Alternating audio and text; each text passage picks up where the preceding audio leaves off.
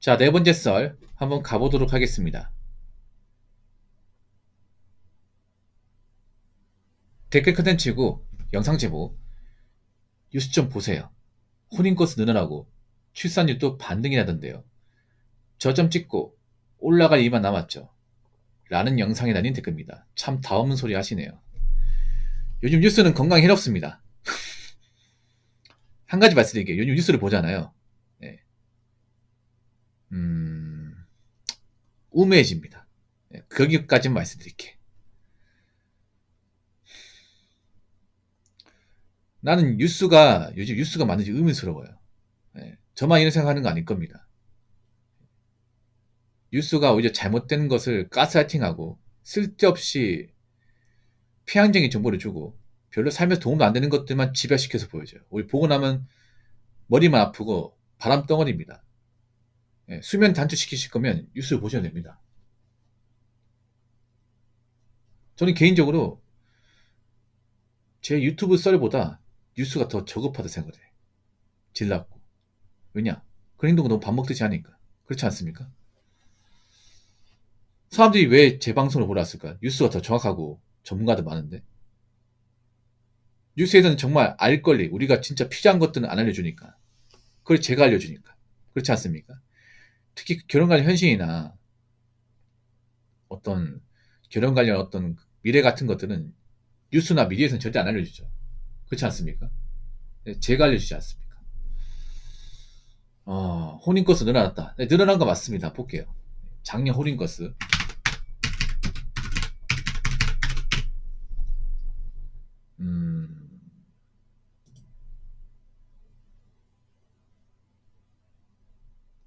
네, 늘어난 거 맞습니다. 쭉 내려가다가 올해 한번 늘어났습니다. 네, 정확히 맞아요.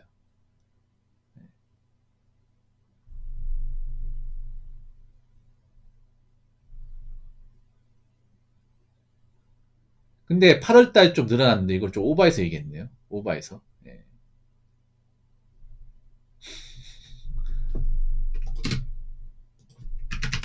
뉴스라는 게 굉장히 좀 보면 이런 게 있잖아요.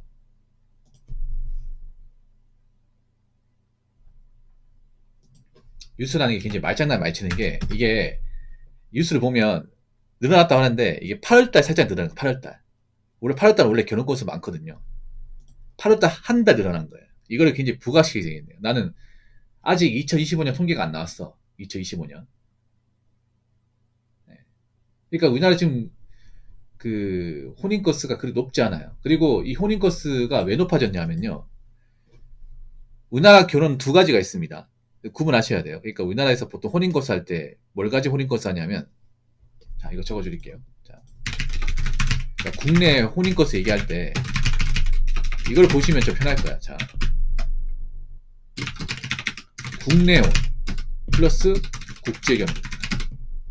예, 요걸 보고 판단하시면 돼요.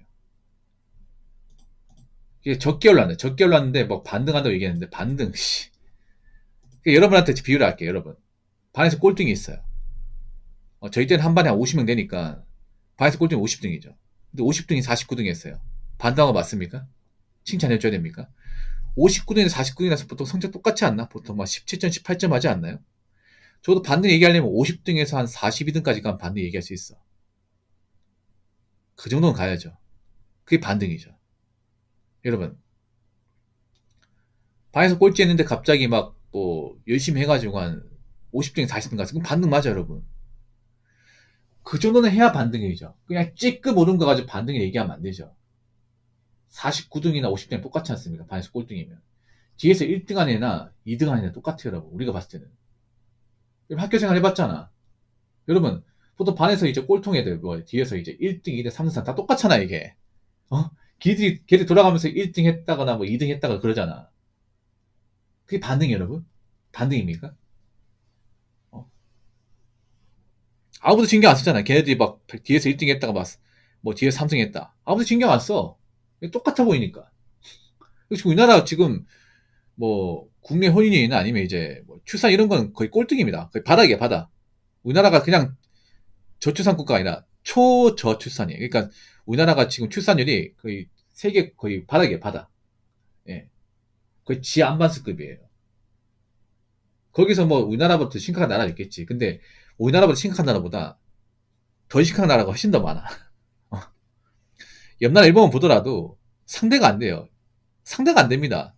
일본도 저출산에 걱정하는데 일본도 출산율이 1.28 됩니다. 1.28 돼. 우리나라는 지금 0.8도 넘기 힘들어. 누가 누굴 걱정하는 거야.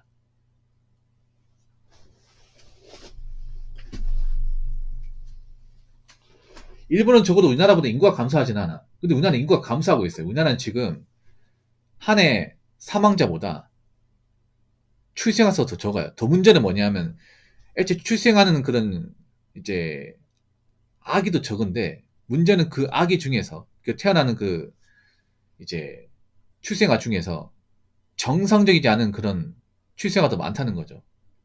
예. 우리나라가 여러분 생각해봐. 정상적으로 태어나도 먹고 살기 힘든 나라잖아. 그만 굉장히 치열한 나라인데 만약에 내가 자식을 낳았는데 뭐 자폐입니다. 아니면 경계선 지능장애. 아니면 태어날 때부터 뭔가 신체가 안 좋아요. 병을 달고 태어나. 그러면 어떡하겠습니까? 힘들지 않겠습니까? 자녀 키우기.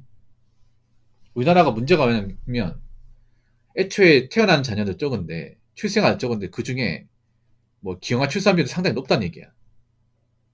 굉장히 높아요. 이것도 문제가 돼. 우리나라가 지금 결혼 출생 다 문제가 많아요. 엄청나게 문제가 많아.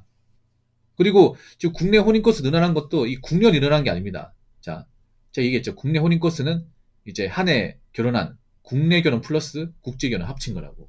그래서 막상 보면 뚜껑을 까보면 국내혼은 늘지 않았습니다. 국내혼은. 국내혼이 뭐냐면 한국 남자하고 한국 여자하고 한국 땅에서 결혼하는 게 국내혼입니다. 국제 결혼은 뭐냐? 한국 남자하고 외국 여자 아니면 외국 남자하고 한국 여자 이 케이스. 근데 국제 결혼은 보통 한국 남자 외국 여자 이 케이스가 엄청나게 늘지 반대 케이스는 거의 늘지 않습니다. 거의 변화가 없어. 여러분 중에 국제 결혼 케이스 중에 한국 남자 외국 여자 뭐 베트남 여자 아니면 뭐 일본 여자 러시아 여자 이런 케이스는 좀 봤죠 이게. 근데 한국 여자가 뭐 이탈리아 남자와 결혼했다거나 아니면 뭐 미국 남자 결혼했다거나 이런 케이스 본 적 있어요? 못 봤죠 여러분. 여러분 요즘에 그래도 국제란 케이스가 그래도 찾아보면 있거든요. 제 방송에도 많이 있고 많잖아요 여러분. 뭐 우리 회사에 노총각 그 형이 있었는데 그분이 얼마 전에 대만 여자하고 한 18살 찬 여자하고 결혼했다. 이런 케이스는 있잖아요 여러분. 이런 케이스는 잘 찾아보면 있거든요. 요즘엔 좀 자주 보여요 이게. 옛날에는 좀 근소하게 보였지만 지금은 특히 공단에서 일하시는 분들, 공장에서 일하시는 분들은 의외로 국제결혼 케이스가 많아요. 네, 지방 공단 같은 경우에는. 왜냐하면 거기는 실제로 뭐 초등학교 보면 이제 한 반에 다문화 가정 자녀들도 꽤 많습니다. 저 대우 같은 게 현풍이나 농군 같은 데는요. 오히려 이제 국내 결혼해서 자녀 낳은 케이스보다 국제 결혼해서 이제 출산한 케이스가 더 많아 이게. 더 많다니까. 그러니까 국제 결혼 어떻게 보면 우리나라 국내 혼인 건수하고 출산율을 올려준다고 봐야 돼요. 예. 실제로 국제 결혼하는 케이스 보면 외동이 별로 없습니다. 예. 자녀를 많이 낳아요. 2명, 3명 많이 낳습니다. 왜냐하면 보통 국제 결혼 여자들이 자녀를 많이 원해요. 왜냐? 보통 국제 결혼 여자분들이 보통 출산이 높은 국가에서 온단 말이야. 엄청 높은 국가에서. 그러다 보니까 보통 그 친구들은 형제하고 자매가 다 있어. 예. 엄청 많아요. 베트남 국제 결혼하시면 아시겠지만 막 집안 식구가 보면 막 3남매, 4남매 많아. 5남매도 있고. 그런 가정에서 자라다 보니까 뭐 자녀 낳는 것에 대한 불만이 없어요. 자녀 낳고 싶어요. 적극적으로. 우리나라하고 좀 다르죠. 우리나라는 좀 웃기게 뭐냐면 자녀를 한 명만 낳는다거나 그 자녀 낳는 것에 대해서 자신감이 없는 여자들이 꽤 많습니다. 특히 나이 차신 분들 중에서. 그래서 국제결혼이 아니라 이제 결정사 같은 데 가입을 해도 여자가 나이가 차면요. 이제 자기가 만나고 싶은 자 누구를 원하냐면 자녀를 갖지 않는 남자를 원해요. 웃기지 않습니까? 아니 그럴 거면 결혼하면 안 되지. 나오면 안 되죠. 아니 자녀가 없으면 그런 결혼을 왜 해? 그렇지 않습니까? 남자 국적이라는 이유도 자녀를 위해서 하는 건데 왜냐하면 보통 국적이라는 여자분이 나이가 어리잖아요. 굉장히 어리기 때문에 자녀를 갖는 것에 대한 어떤 리스크가 없습니다. 자녀도 잘 나와요 이게. 우리나라처럼 뭐 난임이거나 아니면 뭐 자녀 낳는데 굉장히 뭐 힘들다거나 그런 거 없어요. 대부분 자연분만. 제가 국제를 하신 분들 물어보거든요. 출산 어떻게 하냐고 그러면 대부분 자연분만이에요. 그리고 우리나라처럼 뭐 그런 산후조리원 같은 데서 치지도 않습니다. 그냥 2, 3일 쉬고 나와. 예. 돈 아까워해. 제가 물어보거든요. 국제일 하신 분들. 혹시 출산했는데 뭐 이제 자연분만에 제한국제하게 물어보면 대부분 자연분만. 그리고 자연분만 하고 나서 이제 남편은 애 낳아 고생했으니까 그 산후조리가 쉬어라고 하는데 와이프가 거부한대. 왜냐? 돈 너무 비싸니까. 보통 산후조리 하루 요양하는데 보통 20만 원 듭니다. 보통 한국 기준으로 보통 그 산후조리 3주에서 한 달 정도 하니까 보통 한 4, 500원 깨집니다. 그 돈 진짜 솔직히 비싸긴 하거든요. 까놓고 얘기해서. 근데 이제 출산한 이제 외국 와이프한테 얘기하니까 너무 비싸대 이거. 놀라는 거죠. 왜냐하면 보통 산후조리 이제 이틀 쉬면 자기 나라에서 한 달 월급이야. 베트남이 인당 GDP가 한 3,800에 700달러 됩니다. 우리나라 돈 50만 원이죠. 50만 원. 근데 산후조리 한 3일 있으면 자기들 한 달 월급보다 더 많이 쓰는 거야. 이해가 안 되는 거죠. 난 괜찮은데. 그래서 2, 3일 있다 나오는 거야, 이게. 그런 부분도 좀 있습니다, 이게. 우리나라는 보통 국리원 하면 애 낳고 이제 산후조리에 보통 한 3주에서 한 4주는 쉬거든요. 그래서 한 4, 500은 깨집니다. 예, 주변에 국리원 하신 분들 다 알 거예요. 그래서 이게 차이가 분명히 있어. 예. 그러니까 지금 우리나라 지금 혼인코스 올려주는 것도 국제기는 해주는 겁니다. 출산을 올려주는 것도 국제기를 하신 분들이 애를 많이 낳으니까 어느 정도 올라간 거야. 적어도 국내원에서는 답이 없어요. 이 말은 뭐냐면 국내원만 가지고는 출산을 못 올리고요. 혼인코스 못 올립니다. 답이 없다는 거야. 그러니까 통계를 보실 때, 그러니까 혼인코스 중에서 국내원 올라가는지 국제기는 올라가는지 파악하시고 그리고 출산율에서 국내원 출산율하고 국제기원 출산율 구분해야 돼. 이거 구분하면 차이가 많이 벌어질 거예요. 나중에 이런 것도 통계 나왔으면 좋겠어요. 출산율 할 때 국내원 출산율 그리고 국제결혼 출산율 이런 거 통계를 잡으면 좀 놀라운 결과가 나올 겁니다. 저는 장난컨대 국제결혼 출산율은요 한 1.3까지 나올 거라 생각합니다. 1.13. 근데 국내원 출산율 0.7 미칠 겁니다. 이러면 사실 우리나라가 지금 혼인코스 늘어났다고 뭐 결혼한 사람이 많다고 단정질 수 없는 거. 적어도 국내원만큼은 지금 파이가 쪼그라드는 게 맞는 거니까.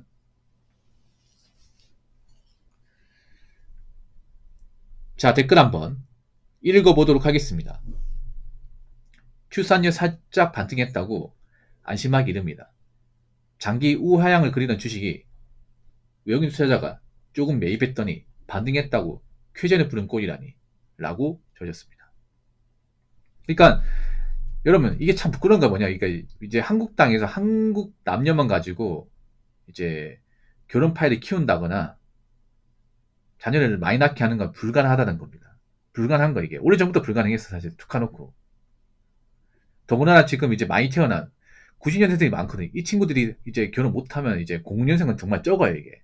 그러니까 우리나라 지금 답이 없는 게 뭐냐면 지금 국년이 지금 90년생이 좀 많거든요. 많아. 근데 지금 여자분들이 92, 1, 2, 3은 답이 없어요. 90일은 사실상 끝났어요. 90일은. 왜냐면 91년생은 36살이잖아. 이 나이 때 결혼 못해서 끝났어. 92도 끝났어요. 93도 끝났어요. 그러면 그나마 가능성이 95 다음부터야. 95, 96, 97.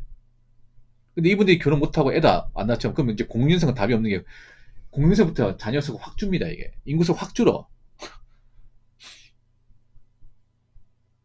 근데 지금 남자들 보면 별로 그렇게 결혼 시장에서 적극적이지 않아요. 국내만큼은. 얘들이 아무리 결혼하겠다 발버둥 쳐도 이제 남자들이 점점 안 받아준다니까?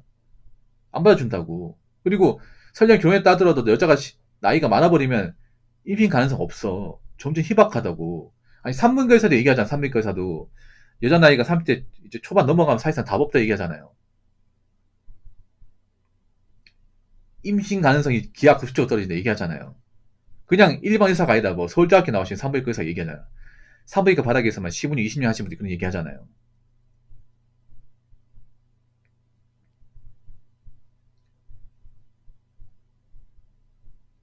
의학 전문가가 얘기했으면 답 나온 거 아닙니까? 그렇지 않습니까? 그럼 남자들이 이제 다 알잖아. 나이가 참 산 여자하고 결혼하면 애 가지기 힘들고 그리고 결혼해서 잘못될 가능성도 크기 때문에 가뜩이나 남자들이 이혼에 대한 리스크를 많이 지고 있는데 누가 결혼을 들고 할까 이게 옛날처럼 그렇지 않습니까? 적어도 국내원만큼은 답이 없는 게 사실이 맞아. 국제기론 파이만 커지기 때문에 이 혼인건수가 올라가는 거예요, 이게. 착각하시면 안 된다고.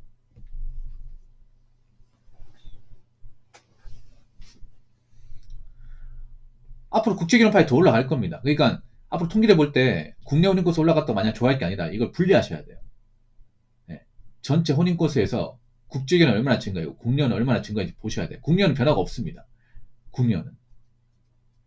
국내는 사실 이제 미동조차 안 해. 반등 여지가 없어. 반등을 시키는 건 국제기론입니다. 그래서 어떻게 보면 우리나라가 지금 이제 인구 구조를 바꾸고 출산 높이는 방법이 어떻게 보면 국제기론 말고는 없어. 이걸 인정하는 꼴이 되는 거예요. 그러니까 지금 우리나라 국내 혼인건수가 올라가 반등한다는 건 다르게 말하면 국제기론이 반등한다는 거지 국년이 반등한다는 게 절대 아닙니다. 무슨 말인지 아시겠죠?